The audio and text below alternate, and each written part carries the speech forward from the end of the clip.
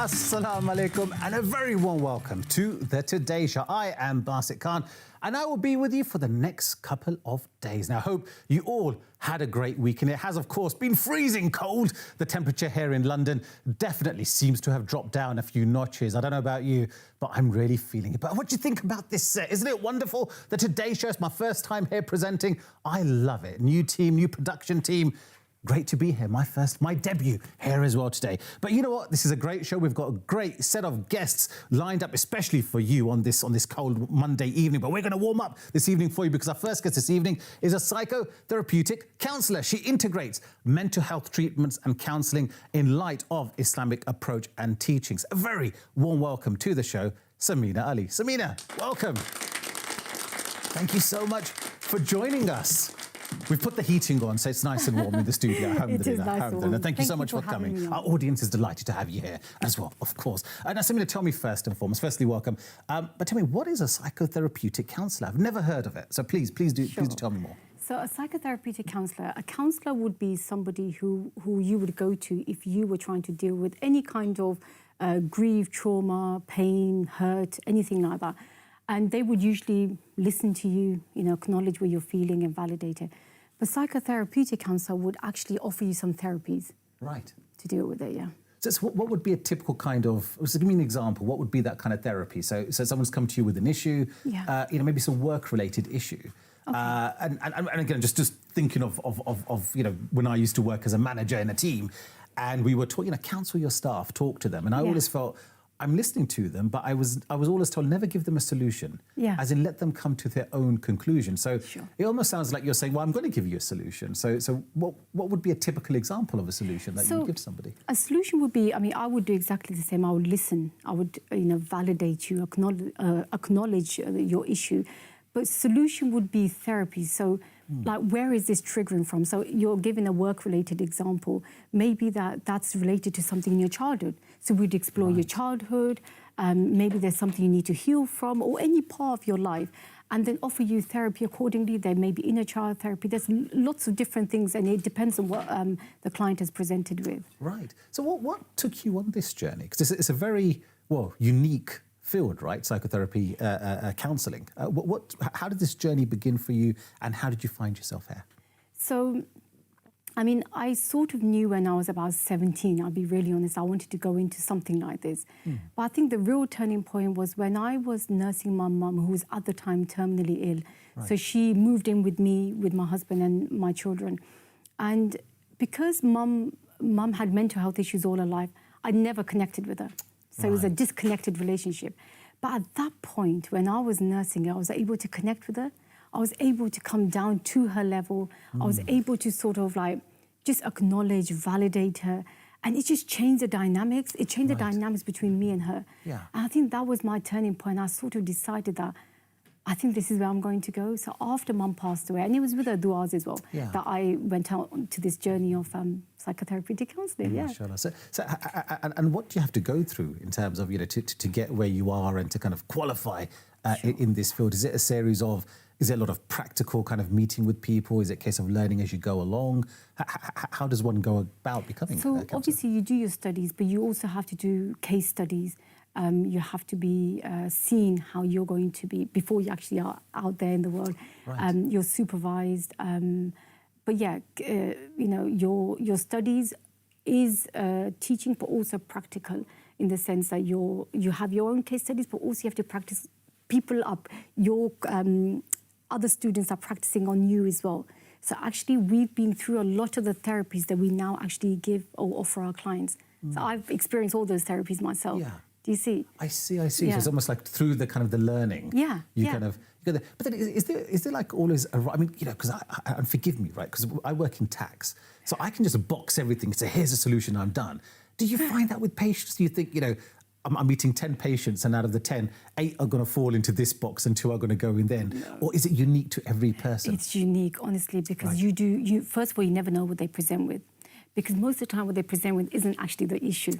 Right? So it's not until you start exploring that you realise, okay, this is a lot deeper. Yeah. Or that it's linked to something else or somebody else. Or like I said, majority of the time it's linked to their childhood. Right. So it's not that easy.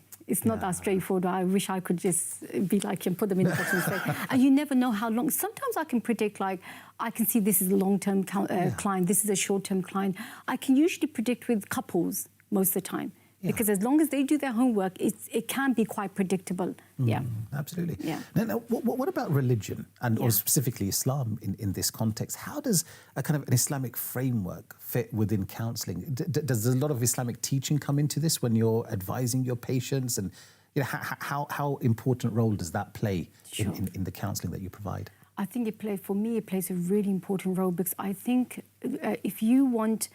If a Muslim wants to be healed holistically, we need to take everything into consideration. So they need to also understand. So the way I bring the Islamic approaches in is like, we need to think about, like, we're being tested, what's our purpose in this dunya? We've come here to serve Allah. It gives them a different dimension. And also when, like where they are with their nafs, are they being like, are they listening to shaitan a lot, like the whispers and stuff? All these kind of things you take into consideration, and that's how you give an Islamic approach. So it's not sitting there saying, are you praying? None of that. It's actually connected them back to their oxygen, which is Allah. Of course. Because sometimes, most of the time, people come there disconnected. So it's connected them back, not necessarily saying to them that you need to pray 5 times a day, or you need to do this, but just sort of reminding them that you do belong to, you belong to the one who created you. And you don't need to do this, or you don't need to do that, or you don't need to feel like this, because he's given you everything. I mean, do you find that having that basic faith in oneself, maybe it could be any kind of faith, whether it's Islam, Christianity, Judaism, does that help? I mean, or do you find those who have faith are able to deal with a lot of these issues easier than people who don't have faith?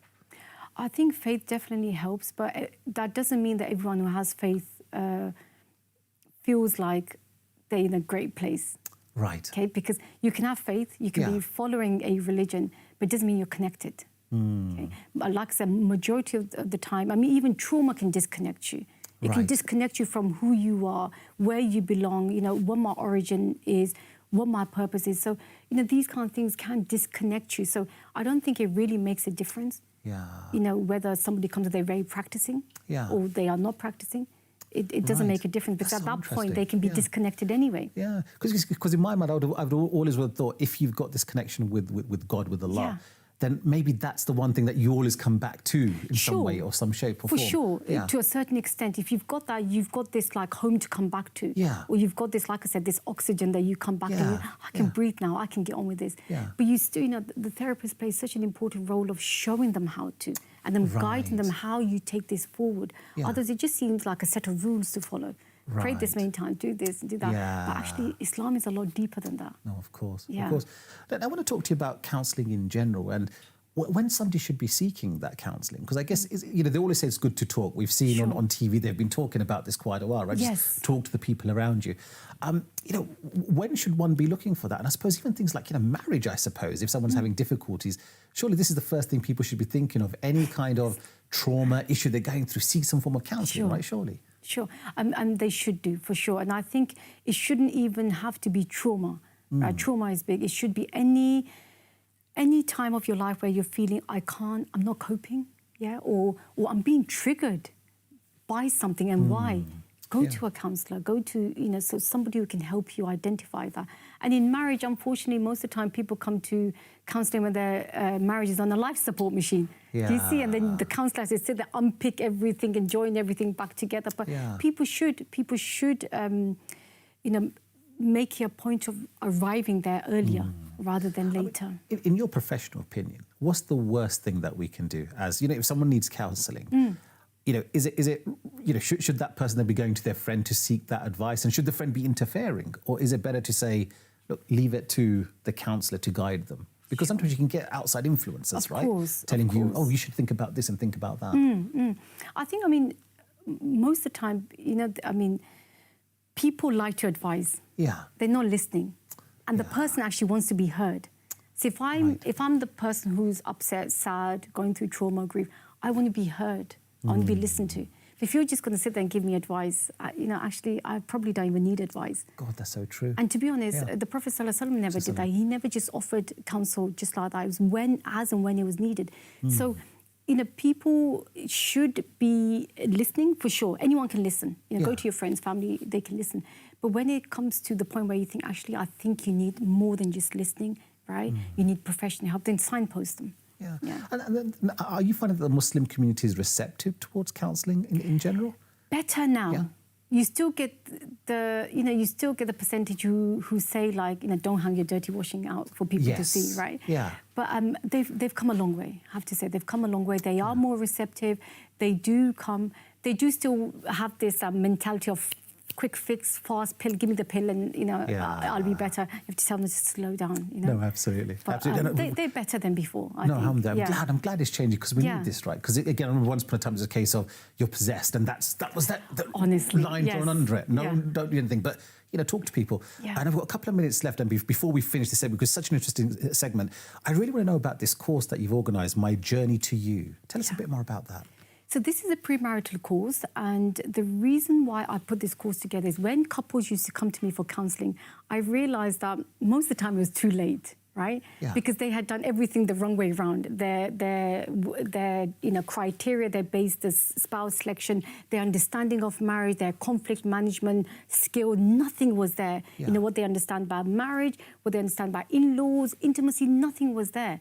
So that was my inspiration behind it. I thought if I could get those sets of people before, for them to take this premarital course before they actually decide who they are marrying or before they go into marriage, it can prepare them for what the reality of marriage is. It's not as easy as people think it is. No, you can say that again. 15 years, I know. Where you've been. And, of course, the other most important thing is parenting. And I know you have a parenting course that's in the pipeline. Tell us very quickly a bit about that. Yeah, it's a parenting course, exactly same inspiration. When people were coming to therapy, I realised a lot of their issues stemmed from childhood. So I thought if we can get a parenting course where parents could raise healthy, psychologically, emotionally, spiritually healthy children, inshallah, we won't have that many people in counselling. Right, but that's being recorded, so it's being edited, and inshallah that'll be on demand courses, well, just like the marriage one as well. And remind our viewers, how can they get involved with these courses? So if they go to my website, saminaali.co.uk. Fantastic. Well, SaminaAli.co.uk, that's where you need to go. Samina, thank you so much for joining us. We never have enough time. There's so much more I want you to ask you, especially about parenting, because I've got teenage kids, so I could do with that advice. But don't go to bed. I'm going to speak to you about that later on. But thank you so much for joining us in the interim. It is now time, of course, for a quick break. But stay tuned. Lots more to come when we return.